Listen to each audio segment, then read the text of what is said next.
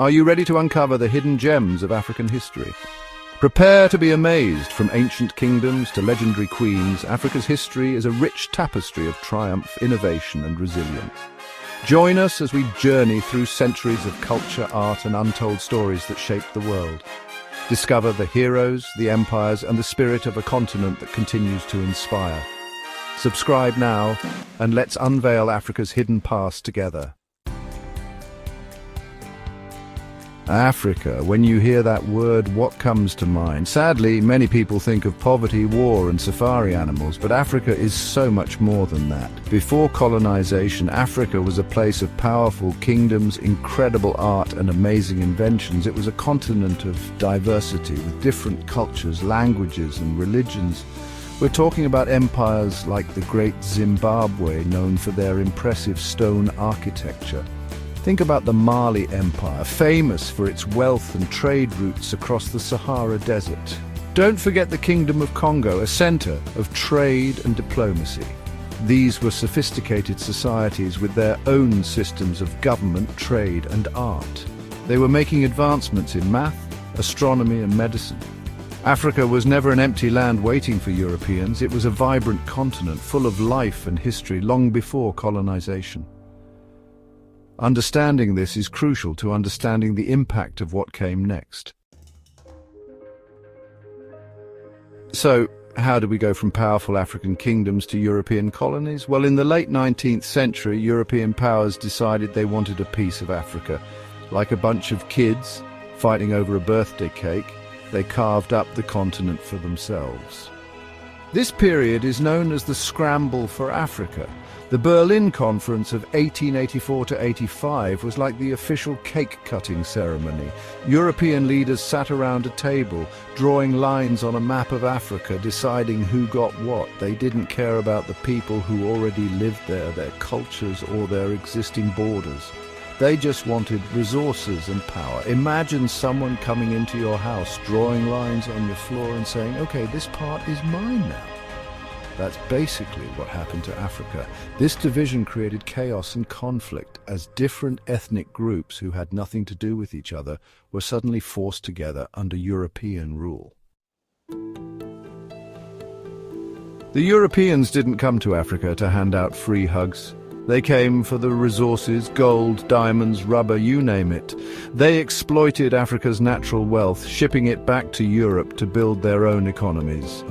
Imagine a giant vacuum cleaner sucking up all the valuable stuff from Africa and dumping it in Europe. That's what the colonial economic system was like. They forced Africans to grow cash crops like cotton and coffee instead of food for themselves. This created dependence and left many African economies vulnerable.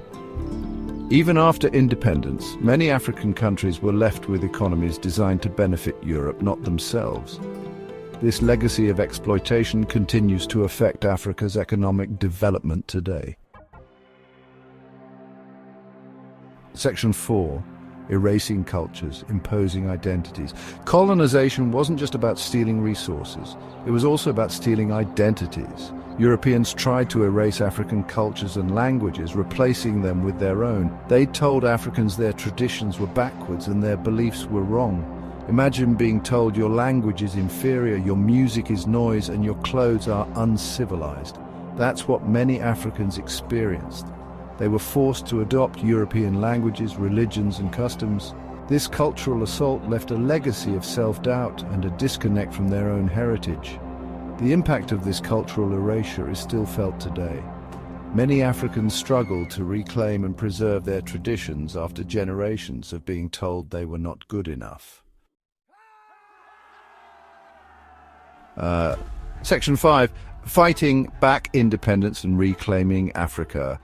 But here's the thing about Africans. They're resilient. They never stopped fighting for their freedom and their right to determine their own destiny. Through protests, uprisings, and political movements, they resisted colonial rule. The mid-20th century saw a wave of independence movements sweep across the continent. From Ghana to Algeria to Kenya, Africans rose up and demanded their freedom. They fought back against their oppressors, demanding self-determination and an end to colonial rule.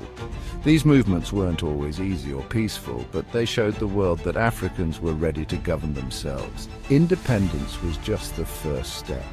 The journey to heal from the wounds of colonization and build a better future continues.